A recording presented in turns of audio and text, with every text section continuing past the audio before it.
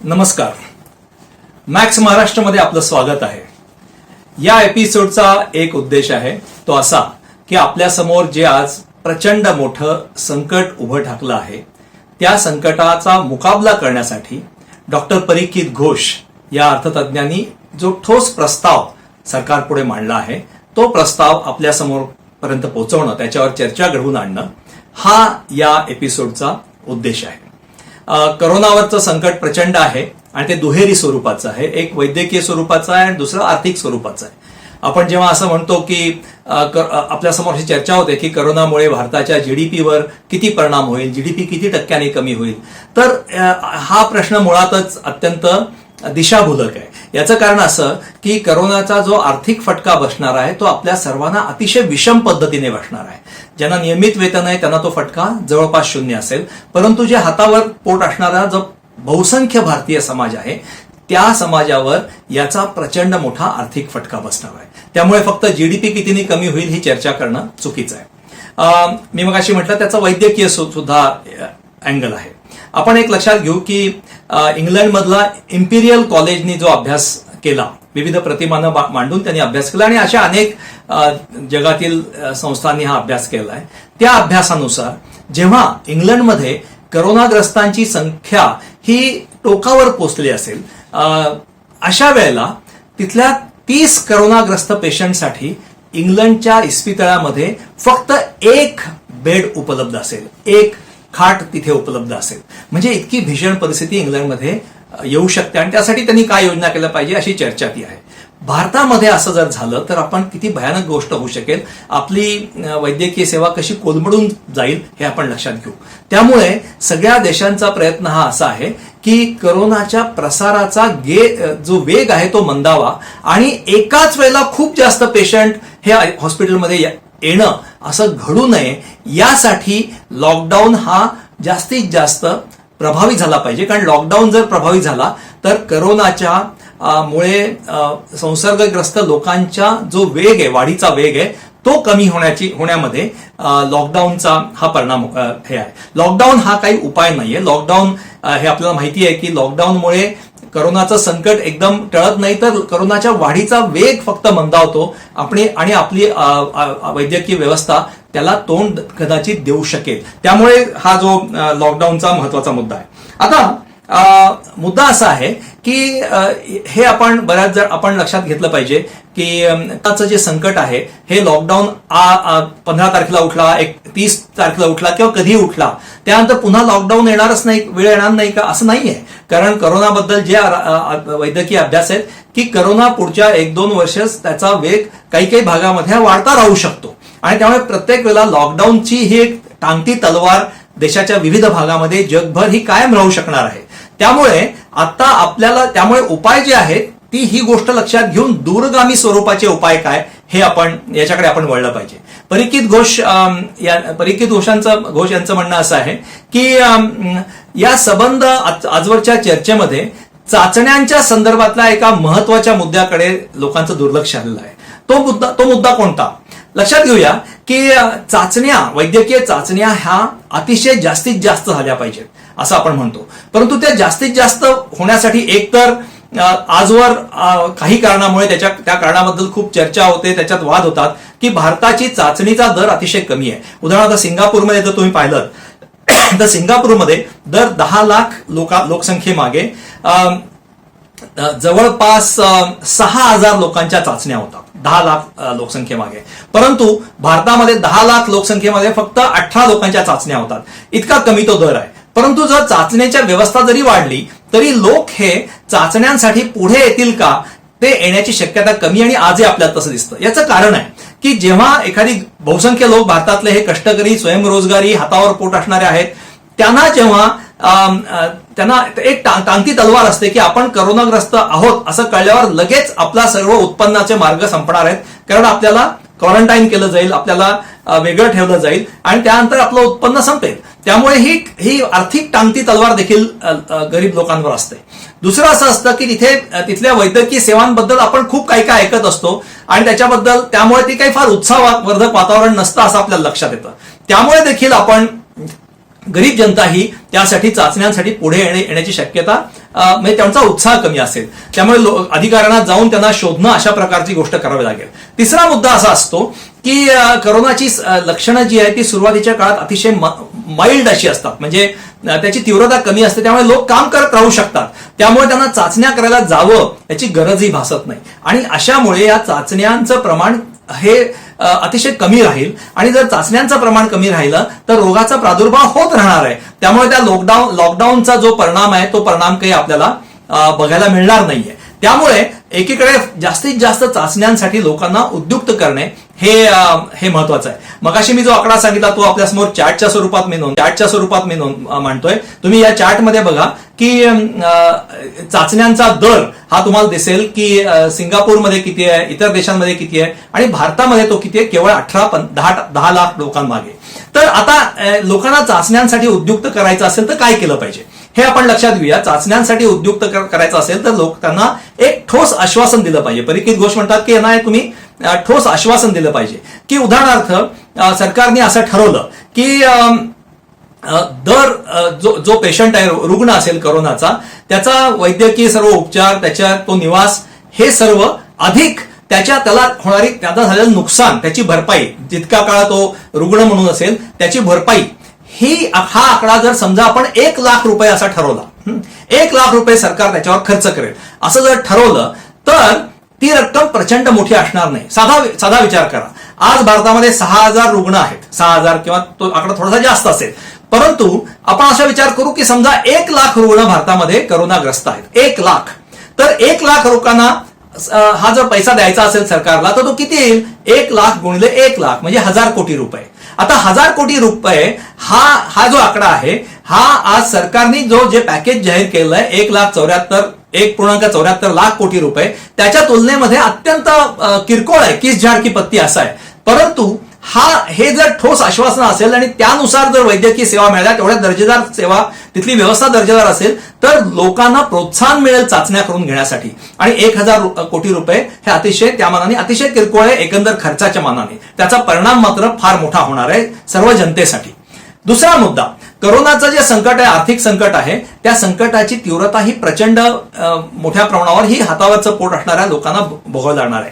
या ठिकाणी परीक्षित घोष आपल्याला एका अमर्त्य सेन यांच्या एका अभ्यासाचा संदर्भ देतात.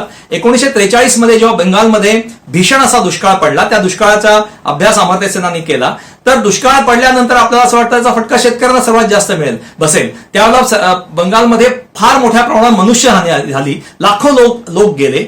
आणि ते जे लोक गेले त्याच्यात असं दिसलं की प्रमाणामध्ये जर पाहिलं तर शेतकऱ्यांच्या तुलनेत तिथले नाभिक म्हणजे केशकर्तन करणारे आणि मासेमारी करणाऱ्या लोकांच्या मृत्यूचं प्रमाण खूप जास्त होतं.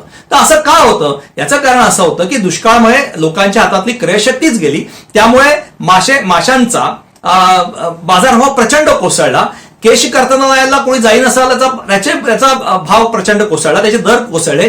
त्यामुळे या कम्युनिटीमध्ये लोकांचा मृत्यूदर खूप जास्त होता.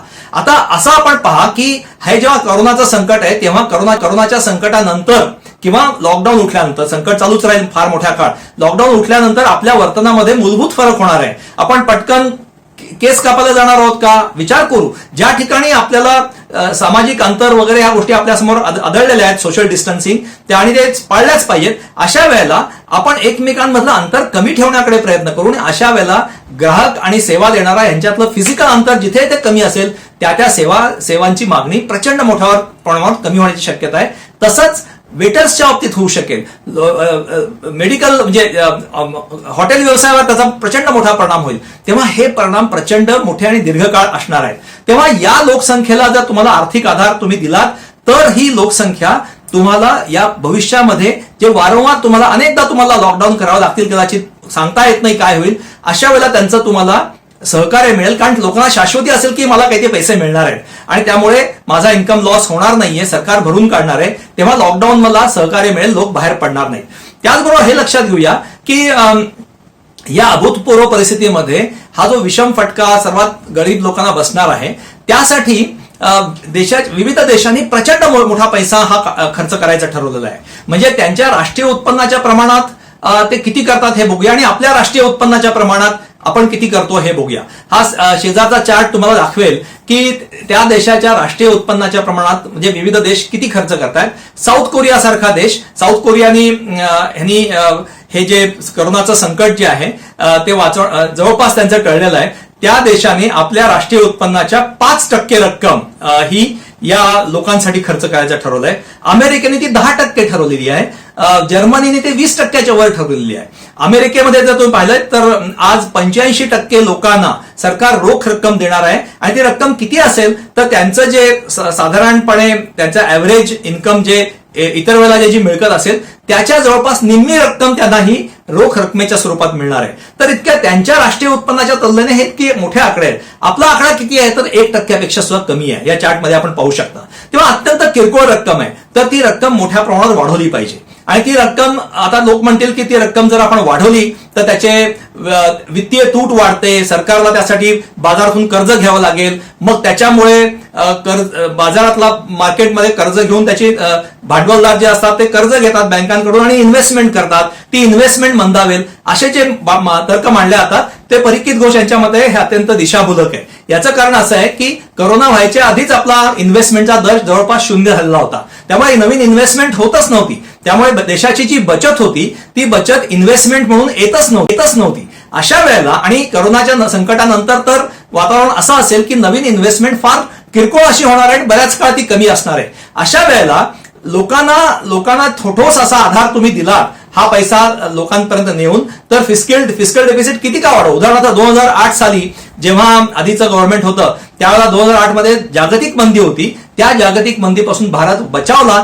याचं एकमेव कारण सरकारने फार मोठा पैसा सार्वजनिक म्हणजे सरकारचा पैसा हा अर्थव्यवस्थेमध्ये ओतला आणि फिस्कल डेफिसिट वित्तीय तूट ही त्यावेळेला 3% 6% डबल झाली. परंतु भारतीय अर्थव्यवस्थेला 2008चा हा फटका बसला नाही. आज देखील अत्यंत अशीच परिस्थिती आहे आणि परीक्षित घोष यांचं म्हणणं आहे की तो आकडा आपण किती पैसे देऊ शकतो आणि किती पैसे दिले पाहिजेत. त्यांचं असं म्हणणं आहे की तुम्ही एकच योजना अशी आहे की ती भारतातल्या बहुसंख्य लोकांपर्यंत पोहोचते. बहुसंख्य श्रमिक त्याच्यामध्ये सामावले जातात. ती म्हणजे रेशन व्यवस्था. आता सरकारने काय केलंय, रेशन व्यवस्थेचा धान्याचा कोटा वाढवलाय किंवा इतर योजनांमध्ये थोडी तुटपुंजी वाढ केली आहे. परीक्षित घोष यांचं असं म्हणणं आहे की धान्याचा कोटा डबल करणं वगैरे या गोष्टीमुळे असं होऊ शकतं की एकदम धान्याचे भाव कोसळू शकतात बाजारातले आणि त्याचा शेतकऱ्यांना आणखीन फटका बसेल. कोरोनाच्या फटक्यावर तो आणखीन एक मोठा फटका असेल. तेव्हा त्यांचं असं म्हणणं आहे तसं न करता तुम्ही या रेशन व्यवस्थेमध्ये जे भारतातले जवळपास 2/3 लोक म्हणजे 80 कोटी लोक जवळपास रेशन व्यवस्थेचे लाभधारक आहेत. म्हणजे अन्न सुरक्षा कायद्यामुळे तेवढा विस्तार वाढलेला आहे. त्यांना जर तुम्ही प्रत्येक कुटुंबातील प्रत्येक माणसाला दरमहा 1000 रुपये द्या म्हणजे 5 जणांचं कुटुंब असेल तर 5000 रुपये महिना अशी ती रक्कम असेल. अशी पुढील 6 महिने तुम्ही द्या. 6 महिने. आणि ही जी रक्कम असेल ती रक्कम त्यांचं असं म्हणणं आहे की हे राष्ट्रीय उत्पन्नाच्या फक्त 3% एवढी असेल. 3% जीडीपी हा असा जर आपण खर्च केला तर याचा परिणाम असा होईल की भारतातल्या श्रमिक जनतेला, गरीब जनतेला एक मोठा आश्वासन मिळेल. ते हे एक प्रचंड मोठं आश्वासन असेल. त्यांची नुकसान भरपाई खऱ्या अर्थाने होईल. म्हणजे खूप कमी प्रमाणात होईल, नुकसान खूप प्रचंड असणार आहे पण काहीतरी ठोस असं काहीतरी सरकारकडून घडेल. त्यामुळे यापुढे जे लॉकडाऊन्स होत राहतील तसं होऊ नये पण तशी शक्यता दाट आहे. अशा वेळेला देखील लोकांचा लॉकडाऊनसाठी प्रतिसाद असेल. जर लोक भुकेले आहेत आणि मी किती काळ घरात बसून राहणार असं त्यांच्यावर काही दडपण परिस्थितीचं असणार नाही. त्यामुळे हा एक ठोस प्रस्ताव असा त्यांनी मांडलेला आहे. 2 दुहेरी हा प्रस्ताव आहे. एक तर रुग्णांना अत्यंत दर्जेदार सेवा देणं, त्यांना नुकसान भरपाई देणं आणि एकंदर साधारणपणे 1 लाख रुपये तुम्ही समजा खर्च करायचं ठरवलं, चांगली दर्जेदार व्यवस्था दिली तर चाचण्या खूप जलद होतील, लोक उत्साहाने पुढे येतील आणि त्यांना जर ह्या ठोस रोख रकमेचा आधार दिला तर तुम्ही वित्तीय तूट वगैरे हा आता अप्रस्तुत विषय आहे. भारतीय अर्थव्यवस्थेसाठी सक्षम आहे आणि लॉकडाऊन मध्ये देखील यशस्वी होत जाईल. तेव्हा हे दुहेरी एकमेकात गुंफलेल्या गोष्टी आहेत. वैद्यकीय संकट आणि आर्थिक संकट यांची गुंफण आपण लक्षात घेतली पाहिजे आणि असं जर केलं तर खऱ्या अर्थाने लोकांच्या खालपर्यंत पैसा जाईल आणि त्यामुळे मागणी वाढून देखील अर्थव्यवस्थेला गतिमान होईल. यापुढे इन्व्हेस्टमेंटवर भरोसा करून आपण करणे, कारण इन्व्हेस्टमेंट आता याच्या पुढच्या काळात आणखीनच कमी, आताच ती फार शून्यावरच आलेली आहे. खरं तर त्याचा दर तो आणखीन कमी होणार आहे. त्यामुळे हा एक ठोस प्रस्ताव आहे. त्याला परिचित घोष मार्शल प्लॅन असं म्हणतात.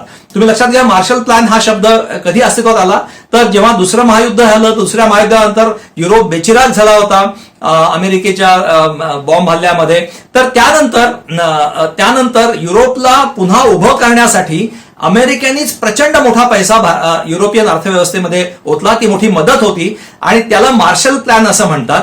आणि त्यामुळे युरोप हा पुन्हा एकदा, विशेषतः पश्चिम युरोप हा पुन्हा एकदा त्यांनी झेप घेतली.